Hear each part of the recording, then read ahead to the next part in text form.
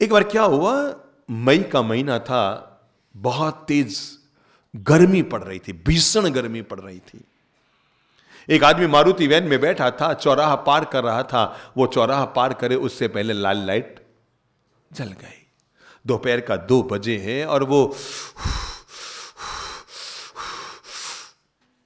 किससे? गर्मी से तपा हुआ है। इतने में ही उसके बिल्कुल बगल में एक ऑडी कार आके रुकी। 50 लाख की कार है, चमचमाती नई कार। मालिक पीछे बैठा है, ड्राइवर आगे बैठा है, एसी चल रही है, आराम के गद्दे, और वो मोबाइल पर मस्ती से बातें कर रहा है। मारुति वैन वाले के मन में आया, हे भगवान, क्या आया? बोलो, आप बैठे हैं तो क्या आएगा मन में? मुझे भी ये वाली गाड़ी दे दे, अरे ये डिब्बे में कब तक जिंदगी जीऊं, मुझे भी मर्सिडीज कार दे दे, कम से कम गर्मी सुख से निकालूं। मैं आपको कैसे बताऊं, उसके बिल्कुल बगल में एक आदमी एक्टिवा में बैठा है, वो भी खड़ा है, लाल बत्ती जल गई तो सभी खड़े हैं ना। अब वो क्या सोचता है, भगवान मुझे ये मारुति वैन दे दे, अरे कम से कम सिर पे छत तो रहेगी, भली एसी ना हो। उसके बिल्कुल बगल में एक साइकिल वाला खड़ा है, वो क्या सोच रहा है, भगवान मुझे क्या मिल जाए। उसके बिल्कुल बगल में एक पैदल आदमी चल रहा है, वो क्या सोच रहा है, भगवान मुझे साइकिल मिल जाए। पर वहीं पर फुटपाथ के किनारे एक लूला आदमी बैठा है। अब सोचो वो क्या सोच रहा है, क्या क्या सोच रहा है। लूला रो रहा है पांव वाले को, पांव वाला रो रहा है साइकिल वाले को, साइकिल वाला रो रहा है एक्टिवा वाले को, एक्टिवा वाला रो रहा है मारुति वैन वालों को, मारुति वैन वाला बोलो बोलो बोलो बोलो बोलो मर्सिडीज को रो रहा है। पर वो मर्सिडीज में बैठा हुआ आदमी भी अपनी घरवाली को रो रहा है, वो कभी साथ में रहती नहीं है, उसके मन में भी शिकायत है। श्री प्रभु हमें कहते हैं, ज्ञानी जन हमें कहते हैं, आत्मार्थी जन हमें कहते हैं, संबोधि साधना हमें यह सिखावन देती है, जो वो है उसमें खुश रहने की आदत डाल लो। मन की शांति का मालिक और राजा बनने के लिए यह बेहद जरूरी है। जो है माना कि उसको बहुत अच्छी धर्म पत्नी मिली है, पर तुम्हें जो मिली है तुम्हारे भाग्य से ज्यादा मिली है। माना कि उसको बहुत आलीशान कोठी बंगला मिला है, जो बार बार आपके मन को अशांत कर रहा है। देखो, आपके मकान के इधर है झोंपड़ी और इधर है 3 मंजिला आलीशान कोठी, और आपका 1 मंजिल का मकान। अब आप जब जब कोठी को देखेंगे तब क्या होगा, बोलो बोलो बोलो। गर्दन भी दुखेगी और दिल भी दुखेगा, है ना। तो ये भी दुख रही है, यहां भी दर्द होगा, रोज रोज उसको देखेंगे ना। डिच डिच क्या है, आपकी कहानियां मैं बोल रहा हूं। तो अब ये भी दुख रही है और ये भी दुख रहा है, दोनों। और इधर झोंपड़ी वाले को देखेंगे ना, ये भी खुश हो रहा है और यहां भी कोई दर्द नहीं हो रहा है। समझ में आई ना। मैं सहज में हंसते हंसते आपको जीवन का राज दे रहा हूं, और जीवन का राज ये दे रहा हूं, जो है उसमें खुश रहने की आदत डाल लो। जो है, मैंने अभी 2 दिन पहले ही कहा था ना, जब हमारे सामने एक बिना हाथ कटे हुए युवक को लाया गया जो बड़ी पढ़ाई कर रहा था, तो इसे देखकर नहीं निकलना चाहिए था, पर मेरे मुंह से निकल गया। मैंने कहा भैया आपके हाथ कट गए। उसने क्या जवाब दिया, बाप जी हाथ ही तो कटे हैं ना, हाथ ही तो नहीं है ना, बाकी सब तो है ना। क्या ये हमें ये घटना हमारे जीवन में कोई ऐसे बीज नहीं बो रही है प्रेरणा के, कि जीवन को अगर जीना है तो सीख लो अभाव में भी समभाव और प्रभाव से जिंदगी कैसी जी जाए। अरे सब हाथ ही तो नहीं है ना, उसका साथ तो है। हाथ नहीं है तो क्या हुआ, उसका साथ है, इतना ही बहुत है। जो व्यक्ति हर अभाव में भी अपने जीवन को बहुत आनंद से, ठीक है कोई बात नहीं है, नहीं है तो नहीं है। अब काणे आदमी के पास पहला विकल्प, अरे मैं काणा क्यों हूं, नंबर 2। दूसरा विकल्प क्या हो सकता है, कोई बात नहीं, एक आंख नहीं है, एक तो है। अगर आप जीवन के साथ जोड़ सकते हैं तो अगला मंत्र जोड़ लो, मन की शांति का मालिक बनने के लिए। वो है LML। मुझ से बोल लो, LML। लोड मत लो,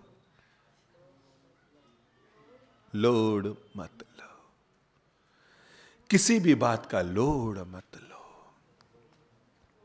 समझो कि आपकी बेटी 28 साल की हो गई है, थोड़ा सा लोड आ रहा है दिमाग में, थोड़ी सी नींद उचट रही है, हमारी बेटी इतनी बड़ी होगी, अभी तक सही रिश्ता क्यों नहीं हुआ, 29 साल की हो गई, अरे हमारे पड़ोस वाली उसके 23 साल में हो गया, इधर वो रहते थे उसका भी 22 साल में हो गया, वो सामने वाले पूरे मोहल्ले की लड़कियां चली गई, मेरी क्यों अटकी रह गई। लोड हो रहा है, लोड मत लो। मैं एक जीवन का खास मंत्र आपको दे रहा हूं, जो काम खुद के किए हो जाए तो कर लो, और जो खुद के किए ना हो तो उसका लोड मत लो, उसे परमपिता परमेश्वर के हवाले छोड़ दो। आप उसके हवाले छोड़ कर देखो, वो बड़ा गजब का है, 6 महीने में आपका काम पूरा कर देगा। छोड़ के देख लेना आप कभी भी।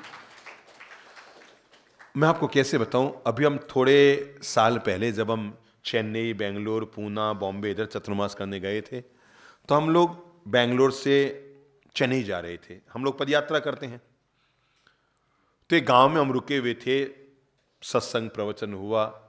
एक परिवार हमारे पास लाया गया कि बाप जी, इनके 30 साल की बेटी हो गई है, ये बहुत टेंशन में आ गया, महिला रोटी नहीं खा पा रही है, इसका चेहरा उतर गया है, बड़ी कमजोर हो गई है, इसका रिश्ता नहीं हो रहा है। मैंने कहा भाई इसका तो मैं क्या जवाब दूं।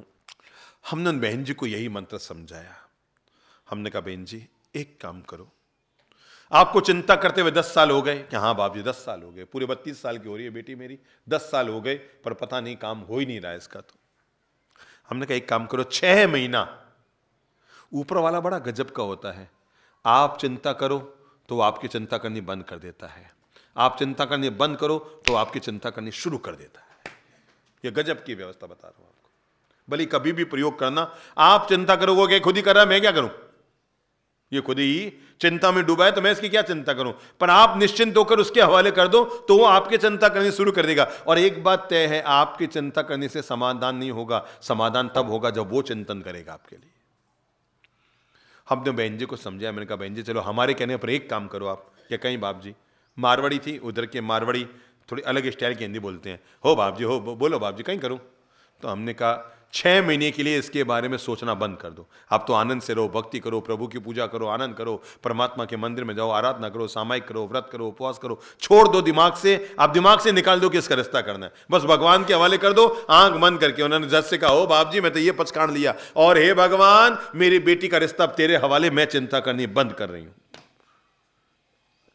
हम लोग करीबन 26 दिन चेन्नई में रहे थे, ठीक है, और वापस हम उसी गांव में आए, बेंगलोर से चेन्नई, चेन्नई से वापस बेंगलोर। तो मैं जिस गांव की घटना कह रहा हूं वेल्लूर के पास है, तो हम वापस उसी गांव में लौट कर आए। मैं आपको कैसे बताऊं, इस सारे घटनाक्रम को बीते 1.5 महीना भी नहीं हुआ था, क्योंकि करीबन 10 दिन में हम वहां पहुंच गए थे, 25 दिन हम वहां रहे थे, और 10 दिन में हम वापस उसी गांव में आ गए। हम जैसे ही गांव में पहुंचे तो वो माता जी इतनी प्रसन्न आनंदित होकर आई, पूरे गांव वालों को बेड़ा इकट्ठा करके लेकर आई और कहा बाप जी गजब चमत्कार हो गया, आपने 6 महीने का कहा कि मेरा काम तो 1.5 महीने में निपट गया और मेरी बेटी का रिश्ता हो गया।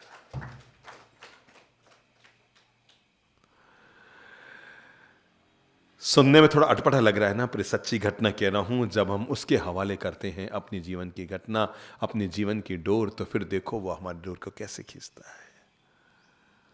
बेवजह हम चिंता ना करें, एल एम एल, लोड मत लो, जब जो हो जाए सो हो जाए। अपने मन को बहुत आनंद से भरकर रखो, लोड मत लो, तू तेरी संभाल और छोड़ सभी जंजाल। तुम अपना आराम अपने में मस्त रहो, बेवजह की माथा फोड़ी छाती कूटों से जिंदगी खुल जाने के बजाय लोड मत लो। बोल लो मुंह से, लोड मत लो, एल एम एल, लोड मत लो। ऐसा क्यों हो गया, होना था सो हो गया। अपने बचपन में सुना है ना, भगवान जो करता है सो अच्छा करता है। हालांकि हो सकता है ये बात सब जगह लागू ना हो कि भगवान जो करता है सो अच्छा करता है, पर ये तो हमें मानना ही पड़ेगा ना, भगवान वही करता है जो हमारे जीवन में होना होता है। ठीक है, उसकी मर्जी। हम जैसे ही उसकी रजा में राजी हो जाते हैं, हम जीवन के 90% तनाव से मुक्त हो जाते हैं। किसकी रजा में? उसकी रजा में अगर हम राजी हो गए, सारे जहां के मालिक तेरा ही आसरा है, राजी है हम उसी में जिसमें तेरी रजा है। और जो उसकी रजा में राजी है उसी के जीवन में मजा है। हमें जो चाहा वो मिला तो हमारी किस्मत है, जो चाहा वो न मिला तो हमारी बदकिस्मत है, पर जो मिला हमने उसी को चाह लिया, यही हमारी खुशकिस्मत है। किस्मत हमारे हाथ में नहीं है, पर हर किस्मत में हम खुशकिस्मत रह सकें, ये साधक के लिए बहुत जरूरी है। नहीं तो छोटी छोटी घटनाएं मन को ऐसे विचलित करती रहती है, छोटे छोटे शब्द हमारा पीछा करते रहते हैं, छोटी छोटी बात हमारे भीतर उतरी रहती है। वर्षों तक साधना करने के बाद भी हमारी हालत वही बाहुबली भगवान की तरह बनी रहती है, जो जंगल में खड़े होकर वर्षों साधना करते रह गए, पर एक कांटा मन में रह गया, एक शूल मन में रह गया, एक बात मन में रह गई। और बात इतनी सी थी कि अगर मैं परम ज्ञान प्राप्त करने से पहले ऋषभदेव भगवान के पास जाऊंगा तो मुझसे पहले जो मेरे छोटे भाई संत बन गए हैं, मुझे उन्हें प्रणाम करना पड़ेगा। बाहुबली कभी झुकता नहीं, बाहुबली कभी झुकता नहीं है। मैं अपने छोटे भाइयों को प्रणाम नहीं करूंगा, जब तक परम ज्ञान नहीं मिलेगा मैं उनसे मिलने भी नहीं जाऊंगा। और मैं आपको कैसे बताऊं, वर्षों वर्ष तक उन्होंने जंगल में साधना की, वर्षों वर्ष तक। हम सब साधकों के लिए यह आदर्श घटना है कि हर साधक अपने अंतर्मन को जगा कर देख ले, कहीं यही हालत उसके अंतर्मन की तो नहीं है जो बाहुबली की हुई थी। वर्षों वर्ष तक जंगल में जाकर साधना की, इतनी गहरी साधना की कि सांपों ने आने जाने के रास्ते बना दिए, लताएं उनके शरीर पर उगकर आ गई। कितनी गहन उन्होंने साधना की कि लताएं उनके शरीर पर उगकर आ गई, लेकिन परम ज्ञान न मिला सो न मिला। एक दिन उनकी दोनों बहनें बैठी थी भगवान ऋषभदेव के पास और पूछा, भगवान वो हमारा भाई बाहुबली जंगल में इतने वर्षों से साधना कर रहा है, उसने अन्न जल पानी स्वीकार नहीं किया है, भगवान वर्षों वर्ष हो गए उसको, वो अपने तन की मजबूती पर साधना कर रहा है, आखिर उसे परम ज्ञान क्यों नहीं मिल रहा है। तब ऋषभदेव राज खोल के कहते हैं, परम ज्ञान तो 1 मिनट में मिल जाए, पर जब तक मन का कांटा नहीं निकालेगा परम ज्ञान उसे नहीं मिलेगा। ब्राह्मी और सुंदरी दोनों बहनें वहां पर आती है और आकर अपने भाई की आत्मा को जगाती है, उसकी चेतना को जगाती है, उसके भीतर के कांटे को निकालना चाहती है, उसके भीतर में दीप जलाकर प्रकाश रोशनी देना चाहती है कि हे भाई भाई बाहुबली, हाथी से नीचे उतरो। किससे उतरो? हाथी से नीचे उतरो। बार बार जोर जोर से कहती है। ध्यान में बैठे बाहुबली, खड़े बाहुबली अपनी बहनों की आवाज पहचान जाते हैं और सोचने लगते हैं, ये क्या कह रही है बहनें, मैं जमीन पे खड़ा हूं, वर्षों वर्ष हो गए, ये कौन सा हाथी। तभी ध्यान में बैठे हुए बाहुबली के भीतर संबोधि की सुवास जगती है, संबोधि का दीप जलता है, प्रज्ञा का दीप जलता है और उनके भीतर ये अंतर्दृष्टि हो, मैं अहंकार के हाथी पे बैठा हूं कि मैं अपने छोटे भाइयों को प्रणाम नहीं करूंगा, ये अहंकार मुझे शोभा नहीं देता। तब बाहुबली सोचते हैं, मुझे परम ज्ञान न हो कोई दिक्कत नहीं, मैं जाऊंगा और जाकर अपने छोटे भाइयों को जो बहस में पहले संत बन गए हैं उनको प्रणाम करूंगा। और मैं आपको कैसे बताऊं मन की शुभ भाव दशाओं के परिणाम क्या होते हैं मेरे साधक भाई, ये जीवन भर याद रखने वाली घटना है। वर्षों तक साधना करने वाले बाहुबली को कुछ नहीं मिला और 1 सेकंड में जैसे ही भाइयों को प्रणाम करने के लिए कदम बढ़ाया कि सब कुछ मिल गया और परम ज्ञान बाहुबली को प्राप्त हो गया। यह साबित करती है कि जीवन में मुक्ति को पाने के लिए केवल बाहर की क्रियाएं जरूरी नहीं हैं, मन की शांति और शुद्धि पहले जरूरी है। मैंने इसीलिए कहा कि ईश्वर की हर व्यवस्था को प्रसाद रूप मान लो, उसे विषाद मत मानो। क्या? प्रसाद रूप में मान लो। भगवान तेरा प्रसाद है, जो मिला जैसा मिला तेरा प्रसाद है। और जैसे आप प्रसाद मान लेंगे ना, बहुत खुश रहेंगे। अंतिम मंत्र देकर फिर आप भोजन के लिए नीचे जाएं और वो है मन की शांति का मालिक बनने के लिए अंतिम मंत्र ले लो, जो प्राप्त है आपके लिए वही पर्याप्त है। बस क्या है? जो प्राप्त है आपके लिए वही पर्याप्त है। जब तक आप इस मंत्र को नहीं जिएंगे तब तक आपकी दौड़ चलती रहेगी, आप भागते रहेंगे, आप दौड़ते रहेंगे, आप परिणाम तक नहीं पहुंचेंगे जब तक आपके मन में ये संकल्प नहीं जगेगा, जो प्राप्त है वही। बोल लो मुंह से, जो प्राप्त है वही। फिर एक बार बोल लो, जो प्राप्त है वही। और जो व्यक्ति ये सोचता है वो जीवन में कभी भी दुखी नहीं होता। जो मिला है उसका आनंद है? हम लोग यहां से हैदराबाद चातुर्मास के लिए रवाना हुए ना, तो हम जिस दिन इंदौर पहुंचे उसी दिन लॉकडाउन हो गया था। हमें 90 दिन तक एक ही घर में रहना पड़ा, एक ही घर में 90 दिन तक हम उस घर के दरवाजे के बाहर नहीं निकले।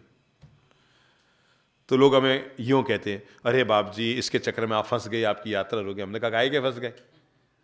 पहले चलने का आनंद कर रहे थे, पहले यात्रा का आनंद ले रहे थे, अब बैठे हुए आनंद की यात्रा कर रहे हैं। आनंद दोनों में है। पहले यात्रा का आनंद था और अब क्या है? आनंद की यात्रा है। दोनों में आनंद है। जो व्यक्ति हर व्यवस्था को प्रभु का प्रसाद मान लेता है, हर व्यवस्था को क्या मान लेता है? प्रभु का प्रसाद मान लेता है, उसके जीवन में कभी भी विषाद नहीं होता है।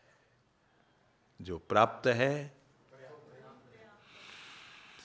दिन भर उस घटना को आप याद रख सकें यहां से जाने के बाद भी, वही बचपन में जो आपके माता पिता बूढ़ी दादी साहब ने आपको घटना सुनाई थी, राजा का अंगूठा कटने वाली कहानी। ये वो कहानी है जिसे आप जब जब याद करेंगे तब तब आपका तनाव कम होगा, तब तब आप शांति के मालिक बनेंगे, तब तब आपकी उलझनें कम होंगी, तब तब आपकी ख्वाहिश से खत्म होंगी। कौन सी कहानी?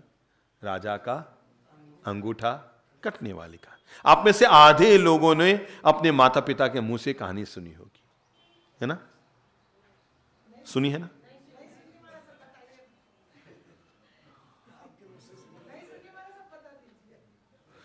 नहीं सुनी, ठीक है, नहीं सुनी, उनको सुना देता हूं, और जिन्होंने सुनी है उनको याद दिला देता हूं।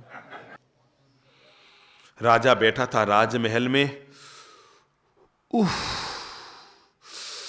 उसका अंगूठे का आगे का भाग कट गया था और दर्द के मारे राजा उफ़ो उफ़ो उफ़ो कर रहा था कि तभी ज्ञानी मंत्री वहां पहुंचा और मंत्री ने पूछा, राजन क्या हुआ, इतने दुखी क्यों? अरे क्या हुआ, मेरा अंगूठा कट गया। ओफो, मेरा अंगूठा कट गया। और राजा यूं शोक कर ही रहा था कि तभी मंत्री के मुंह से निकल गया, महाराज इतना शोक मत कीजिए, भगवान ने कोई अच्छा सोच के किया होगा। निकल जाता ना मुंह से कभी, अब ये भी भगवान ने अच्छा सोच के निकलाया होगा।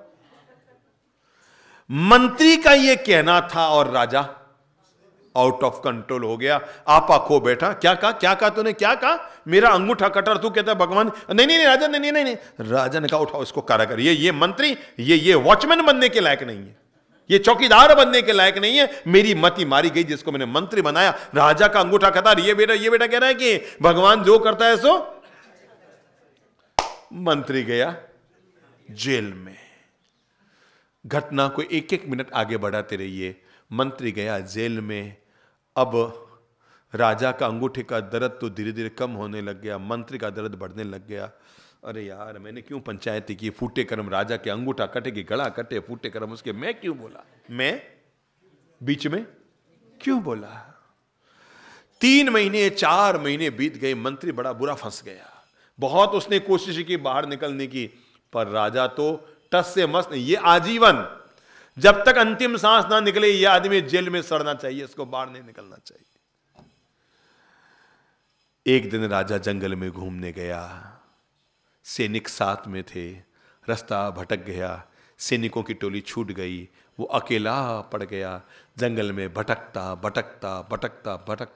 और वीरान भयंकर जंगल में पहुंच गया, जहां पर चारों तरफ मीलों तक इंसान का नामो निशान नहीं, कोई रास्ता ना मिले राजा को। तभी वहां पर कुछ भील आदिवासी लोगों ने राजा को पकड़ लिया, जंगल के लोगों ने, और कहा हम तुम्हारी बलि देंगे। राजा ने कहा काहे की बलि, मैं राजा हूं। अरे काहे का राजा, जंगल के राजा तो हम है, तू काहे का राजा? उन लोगों ने कहा जंगल के राजा हम हैं, तू काहे का राजा?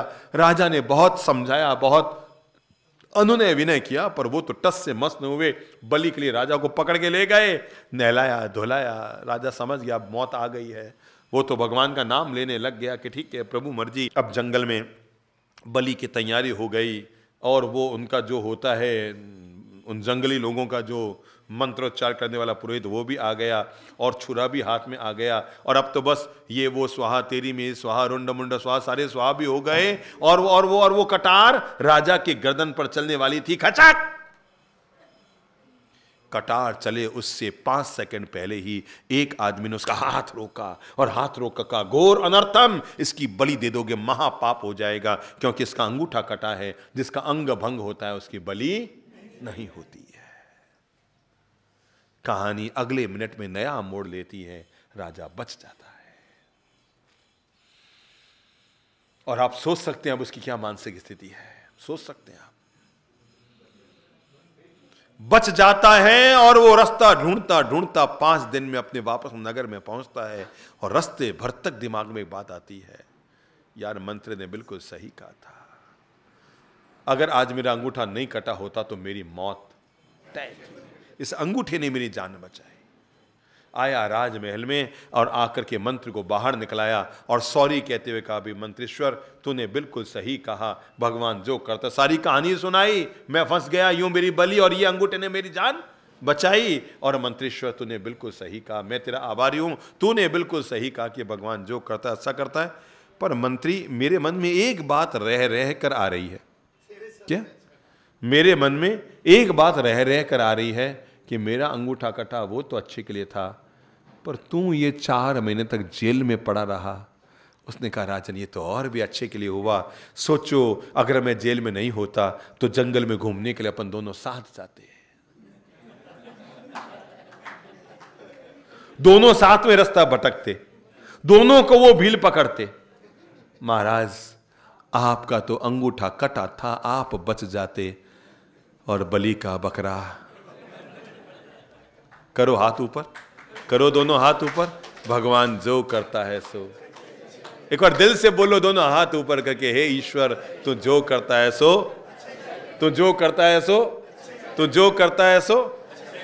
और जो उसको अच्छा मान लेता है उसका जीवन हमेशा अच्छा अच्छा अच्छा ही बना रहता है। ओम